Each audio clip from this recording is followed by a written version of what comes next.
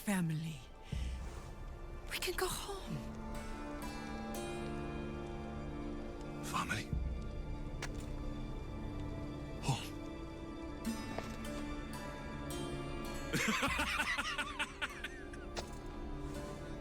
Yeah, that's a real scene from a real game that someone got paid real money to animate. And look, I'm not showing you this to dunk on one developer, I'm showing you this because it happens constantly across almost every studio, every budget, every generation of consoles. And for the longest time, I thought it was just laziness, bad art direction, cutting corners. It even ruined gaming for me a while back. But the more I looked into it, the more I realized something that genuinely changed how I see every game I play now. Replicating a human face, and especially human eyes, might be one of the hardest problems in all of game development.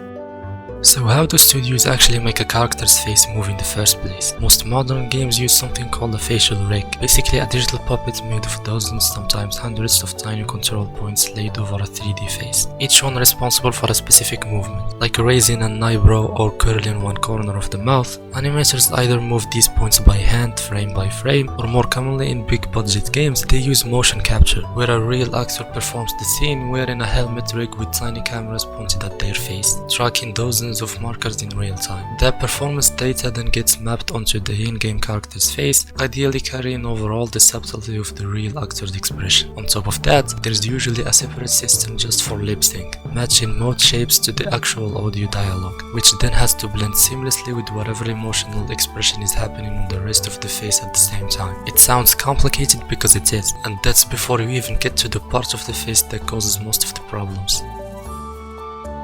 So if the technology exists to do this well, why does it go wrong so often? The honest answer is money and time. Full facial motion capture is expensive. You need the actor, the camera rig, the studio time, and then a team of animators to clean up and fine-tune that data afterward. Because raw mocap almost never looks right straight out of the system. For a game with a handful of major characters, that's manageable. But for a game with hundreds of NPCs, most of whom get maybe 30 seconds of dialogue each, studios simply can't justify that budget for every single face. So a lot of games fall back on procedural animation instead, a system that automatically generates mouth movements and basic expressions from the audio file. With little to no human fine-tuning, it's fast, it's cheap, and it scales to hundreds of characters, but it also tends to produce exactly the kind of stiff, slightly off animation that pulls you right out of the scene. Why don't we make a deal?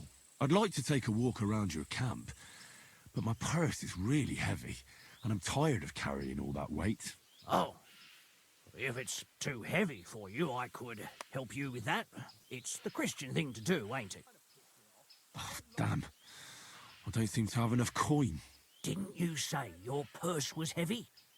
If you're going to keep yanking my pizzle, I'll kick your ass to kingdom come. Deliverance. The thing is, if you're going to be leaning towards a cheaper approach, at least be smart about it, not zoom in on the character speaking, making every single problem the main focus on the frame. Now here's the part that actually explains almost everything. The eyes aren't just another feature on the face, like a nose or a chin. Your brain has dedicated hardware specifically for processing them. There's a region called the fusiform face area that's specialized almost entirely for recognizing faces. And within that, eye gaze processing gets its own priority. It's one of the first visual skills humans develop, with babies tracking eyes within days of being born, before they can do almost anything else visually. And there's a specific reason humans are this sensitive to eyes. We have the most visible sclera, the white part of the eye, of any primate on Earth. Most animals evolved dark sclera specifically to hide where they're looking, for survival reasons. Humans evolved the opposite. There's a theory in evolutionary psychology called the cooperative eye hypothesis. It's that our eyes became this exposed specifically so other humans could track our gaze easily. For communication, for cooperation, for reading intent before words were even spoken. In other words, human eyes evolved to broadcast information. And once you know that, it explains why we read so much from them without even trying. Gaze direction telegraphs attention and intent. Pupil dilation is linked to arousal and interest. Blink rate and timing shift with stress and focus. And even when someone appears to be staring perfectly still, their eyes are making involuntary movements called saccades, dozens of times a second, which is part of what makes a real gaze feel alive. That's a lot of pressure for developers. So when a game character's eyes don't do any of that, when they're static or slightly misaligned or just a a fraction of a degree off from where they should be looking, your brain doesn't process that as a minor animation error. It processes it as wrong, almost instantly, because you have specialized neural circuitry that exists for the sole purpose of catching exactly that kind of mistake. And once I understood why eyes are this hard to get right, I couldn't unsee it anymore. Literally, every cutscene became something I was watching for mistakes instead of watching for story. A character would be having what's supposed to be the most emotional moment in the entire game, and I'd just be there staring at eyes that weren't converged properly, or a gaze that was locked slightly off from where it should be. And the whole scene would just collapse for me, and it wasn't just an animation problem anymore. It started to feel like a judgment on the whole project. Because when you know how much specialized attention eyes actually need, seeing them done carelessly doesn't read as a technical limitation. It reads as this wasn't worth the time. Like I was looking at something cheap, something that wasn't made with love. And that's the part that actually got me, because a cutscene is usually the moment a game is asking you to care the most. And if the studio didn't care enough to get the eyes right, why should I? Now, to be fair, I didn't think every single line of dialogue needs a full mocap performance. Some studios actually handle this really smart. You will notice a lot of games save their procedural or lower fidelity facial animation for in-game dialogue that happens while you're still playing, moving around, not locked into a close-up because you're simply not looking at a face the same way from a gameplay camera as you are in a tight cinematic shot. See, done and dusted. The dead got off lucky, the living gotta keep suffering.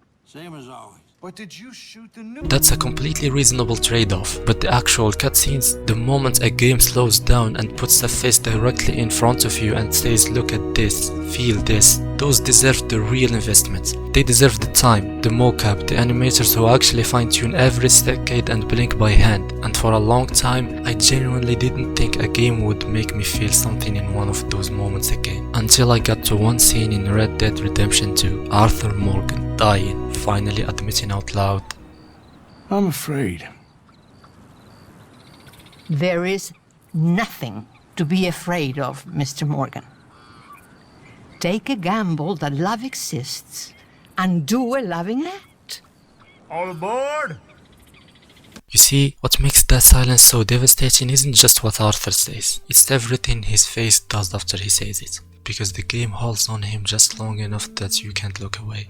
And what you're actually watching is a face fighting several emotions at once, which is exactly what real fear looks like up close. His eyes stay wet and slightly unfocused, gaze drifting rather than looking onto anything, which reads as a man looking inward instead of outward, someone confronting something rather than reacting to something in front of him. There's also the physical toll of his tuberculosis layered underneath it, the shallow, effortful breathing, a man too worn down to even fully perform his own emotion, and that combination is what makes it land. You're not watching one clear expression. You're watching several incomplete ones overlapping and losing to each other in real time, which is precisely how genuine emotion actually behaves on a human face. Since real feelings rarely resolve into one clean expression the way movie acting often does, it works because it doesn't try to tell you how to feel.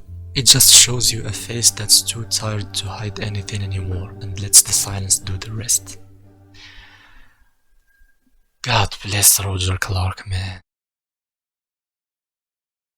Arthur Morgan's scene pulled me back in, but he's not alone. There's actually a wide list of games getting this right. The Last of Us treats facial capture as core storytelling, which is why the quietest scenes hit as hard as its action. Yakuza leans into exaggeration over realism. Kiryu's face can go from stone-faced intensity to full cartoon rage in seconds. And more recently, Expedition 33 showed that even a newer, smaller scale team can deliver genuinely strong facial performances when the studio prioritizes it, which honestly gave me a lot of hope of where this is headed. What all of these have in common isn't budget. It's that somebody, somewhere, decided the face mattered enough to get right.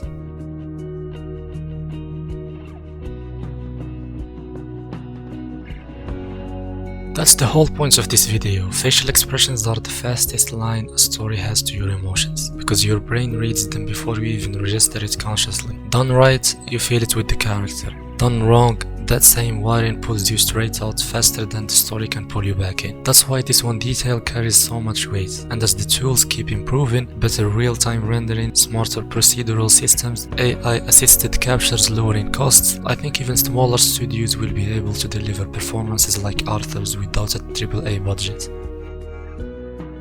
So the next time a game gives you a quiet moment and puts the face right in front of you, pay attention to the eyes. You'll be surprised how much you can tell about how much care actually went into it. Thanks for watching, and I hope this video made you see games a little differently.